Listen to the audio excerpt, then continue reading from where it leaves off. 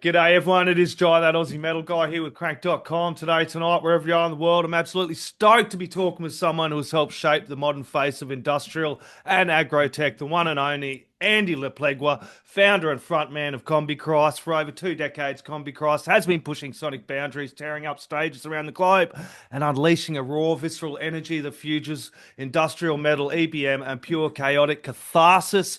In 2024, they did drop their 10th studio album, Combichrist, and they are, thanks to Hardline Media, heading back down under and again tour. Andy, thank you so much for joining me, mate. My pleasure, man. Absolute bloody pleasure. It's good to finally knuckle you down for a chat. Let's start with a big one. You guys are heading back down under in Australia. I think it's like 6 years since you've been here. What's it mean to you to get back down here? Oh, first of all, the first thing I'm gonna go do when I get to Australia is I'm gonna go to Harry's in Sydney and get a tiger pie. That you say whatever you want. Like if they want, if this works as an ad and they give me free pies, this is fine. But I always have to go there. It's amazing. It's the first thing I always do. Anyway, but I'm really excited, man. We always have such a good time, and it's such a shame it's so far away. You're so far away, so it takes so much to get it into the schedule. And I told my wife so many times that I was just like, if we would have. I would have lived in Australia if it wasn't so fucking far away, like because still need to tour Europe all the time, and no, you don't want to jump on a 22-hour flight every time you want to go to play a show. But yeah, no, I'm really excited, man. Uh, It's been too long. It's I been think too long. that's awesome because there's a second band I've chatted to, and one of the first things they said to me is they're missing Australian meat pies.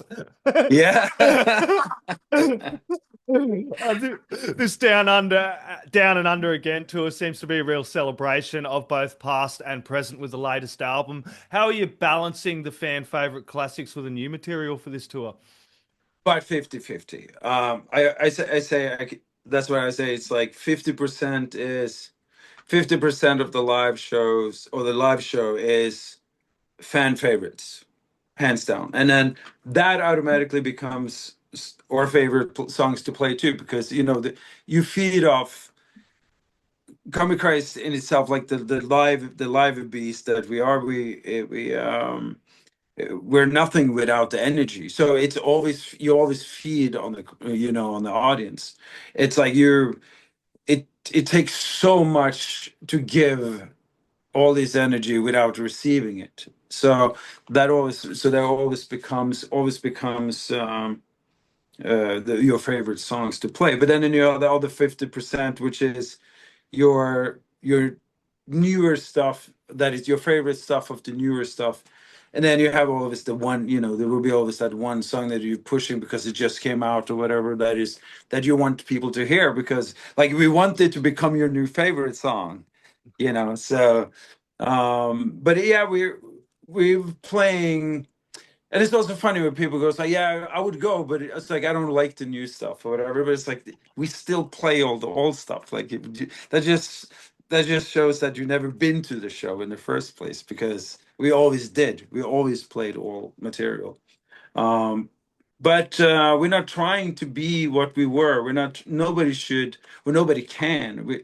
This is a time and place, and even though I like now, I'm working on another new album, and I find myself doing it's a lot more electronic, and I find myself taking inspiration from earlier work, but it's more like to pick up that hint of nostalgia for what I did, and you create something new, because it was its time, it was its place. It doesn't feel right anymore to try to write a song like that, or do a certain sound or whatever. But it was already done. So why do you do it? You don't have to do it again. If you really like it that much, you go back and listen to that song. That's the beauty of having releases. You can go back and listen to whatever you want. Make your own playlist. If you listen on a streaming service, make your own playlist. So create your own perfect album of all the albums that we've done.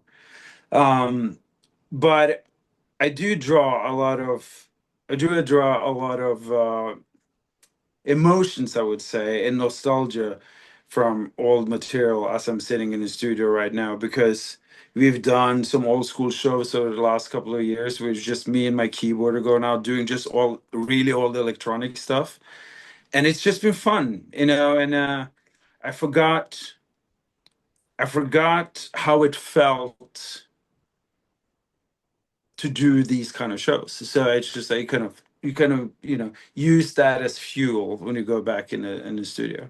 Yeah, I love that's what I love about Combicross. It's so layered, the sound of you guys from the start until now. You got that industrial sound, but just don't kind of like, even for example, the latest album, it's got some real heavy stuff. Then you jump into like Northern Path, and it just has this atmosphere that creates these tracks. And with the latest one with Desolation, like you're saying, it's heavy, but it's not heavy in the usual sense. Those moments just make it really stand out. Tell us about that latest track, Desolation, which is, of course, the start of a new album cycle, yeah? Yeah, that's the first single off the new album, and it's just right. It's really, it just writes itself. Like, it's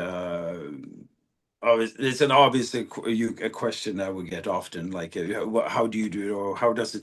It's one of those questions you always have to go through. But it's, I mean, it's still valid because it's I know it's interesting to people, but Yeah. the reality is it kind of writes itself. Like, I usually it usually just kind of bypass my brain and it goes directly into my heart and out again. Like, I'm just a vessel that is here to do create music that my emotions they just did without me. And But it's also important to not repeat myself. Yep. If I feel like I'm writing a song and it's like, oh man, I feel like I've done this before. I feel like I've done this song before. I feel like I've done it's not interesting, It's like me as a like I feel I'm not trying, like I said, I'm not trying to be relevant. I or anything. I just create music, man. Like, and as long as I have new ideas, and as long as I have another thing I want to do, I'm just gonna keep going. And whatever people like it or not. It just has nothing to, and I'm not trying to chase my own tail. I'm not trying to chase an old dream. It's I am doing my dream. If I wanted to be a multimillionaire with with Grammys, and you would do very different music. Yes, I've said that before too. Yeah, I do this because I love it, and like, I know obviously we do really well, so I know people like it, but you also know the internet, so everybody has something to complain about. And it's just got to the point where it's ridiculous. It got to the point where, yeah, I don't even take people seriously anymore when it comes to comments on the internet, because it's like people talk out of their ass. Oh, fucking oath they do, don't they? It's just Like, it's like they have. I was like, this is the best track I heard, but he said you can't even leave a compliment without going into something. But this is the thing, man. It's like I don't do music for everybody else. I do music for myself. And if the people who like it, the people who are fans, and the people who are behind me, that's my people. You exactly. know what I mean? It's like, if you don't like it, that's fine. I don't care. Then it's not for you. And it goes for, even if you did like something older, or even if you don't like the old stuff and you like the new stuff. It doesn't matter. It's like, if you like it, I wrote it for you as well. If you don't like it, then you're not on the same wavelength as me on this song. You know what I mean? Um, it's kind of like you just get it or you don't. It's kind of like you pull out an old classic car and it can be all rusty and shitty. But you look at that car and you know what it is. You know that car is going to be badass when you're done with it. Yep. Or it's just badass the way it is. But there's 95% of everybody around you gonna look at that car. It's like, what a piece of shit. And then you have that 5% who are going to be like, man, I get you. I know exactly what you feel when you see this. And that's exactly the same thing with music. It's like, I can't criticize music I don't like. You know, why should I? Like, it's Yeah. not my place. It's not for me. And it's like, I always go back to using this as an example. It's when Alien 3 came out. I remember my local newspaper did a review on the movie, and they gave it like 1 out of 10. Unnecessarily slimy and bloody. And you go, this it's Alien. Yeah, that's it.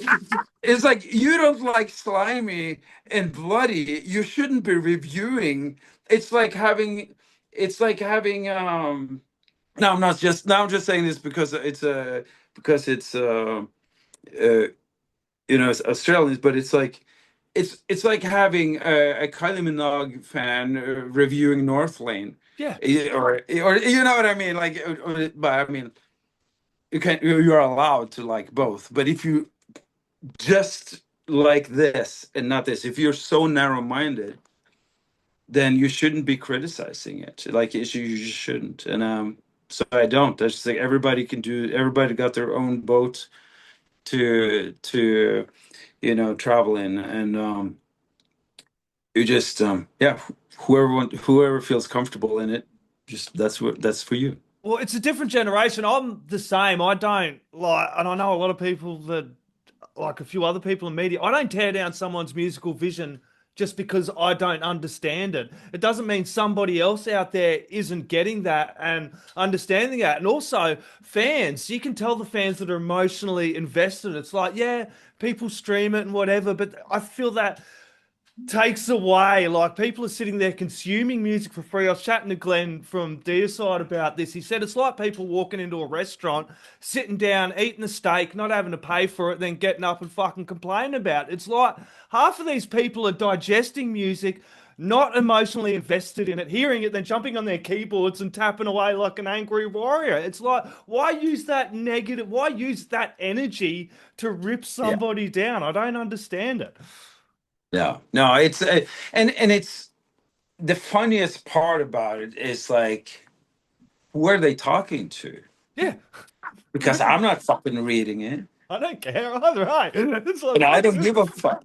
Yeah, And I I'm not know, and I'm not right? and I'm not reading it. Like if I say it's just like, whatever. It's like some, and it's it's like my wife. She's a content creator, and she's a hell of work, and she's also an artist and does amazing art, like work and art. And but it's like it's always the most miserable people who will come after you, and just like, and then every now and then you can't help it, and you just look at their profile and it's like, oh man, oh my, how do they even dare to say anything, like, you It's know. it's Eh, like those gatekeepers too that sit there and go, "That's not metal. That's not this. That's not that." And I've chatted to so many bands and like heavy but bands and it's guys like like yourself. bands.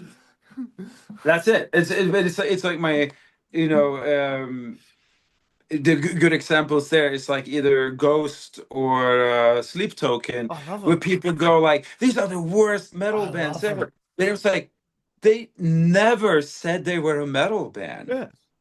You assume that they're a metal band because of what they look like. They never said they were a metal band, and neither one of these bands. I mean, like, I can hear that these are great bands. Not necessarily 100% my thing, but you got to respect that people do stuff that you don't. That just because it's not for you. It's like Yeah. you got to respect that other people. What are you doing? You know, what are you doing? Like saying, "Oh, this new album, this and this band really suck," and I was like, "Well, when did you write a good album?" Yeah, you go and do better, mate. And like, they obviously haven't checked out some of those progressive albums that are just considered metal and totally chill as well. Speaking of Yeah. Desolation, though, that album is very atmospheric but heavy, and the it sticks in your head. Like I found myself walking along, the sun has abandoned us, going, man. It just Yeah, kind yeah. of that line stuck with me. Tell me about the lyrical and emotional seed for that track. I mean, it's just I try so hard. I try so hard not to be political, but I don't. I'm not a. I don't want to say like I don't split hairs and get in between and separate people either. Like I don't want to be a part of like the diversion in the world where it's this side and that side. But I do have a very strong opinion about human rights and about this planet and about where we're living and the nature. Or I mean, you know, I believe the only God I believe in is nature, Yep. and you need and you we're having this gift of life and of trillions and trillions of sperms that came out of your father. Like you're the one here. Like you got enough thousands and thousands of years. You are here in this little time period, and you just got to figure out a way to cherish that time period. But it's important that you respect what's around you, and you got to start with treating people the same, regardless of religion, regardless of, well, then again, I don't really, I'm not a big fan of religion, let's be honest. But you got to treat people the same either way. They can believe whatever they believe, and because if they treat people the same, then I won't have any problem with them. It's when you start treating people different because of your own opinions, that's when it's a problem. And it will touch it on, just basic human rights, man, and basic, just basic taking care of what's around the world around you, because we're gonna give this to someone else, and maybe even better, we're not gonna give it to someone else. Maybe we'll all die out and we can give it back to nature, which would have been great. But it needs to be there for the animals. It needs to be there for everything. So all of these things, that being said, it's like that takes up a lot of my mind and it takes up a lot of my heart.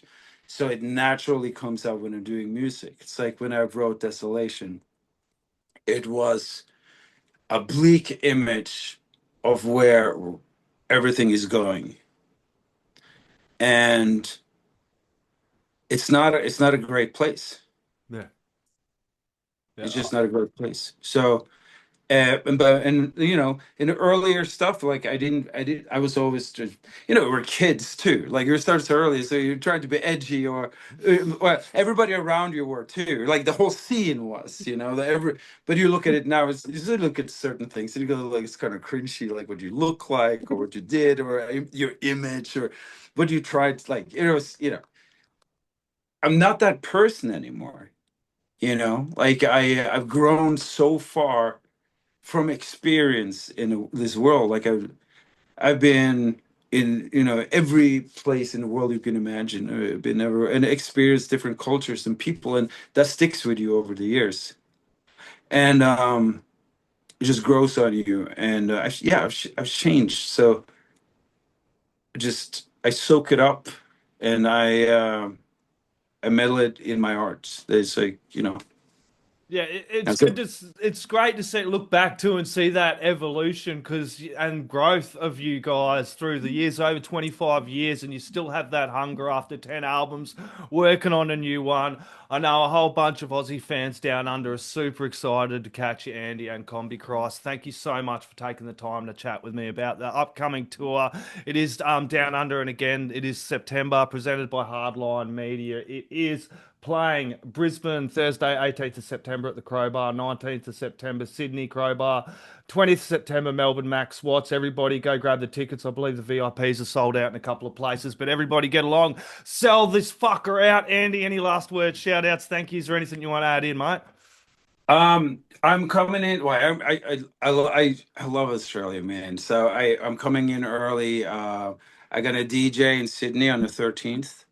And it's just for fun. I'm just gonna come in and have a good time with some friends, and then I'm flying into Brisbane on the 14th already. So we're spending a little extra time, and you know, yeah, I mean, this, I'm just excited, man. I'm just, it's a lot going on, but this one I'm looking forward to. No worries, Andy. Hope you smash plenty of meat pies while you're down under. Cheers, mate.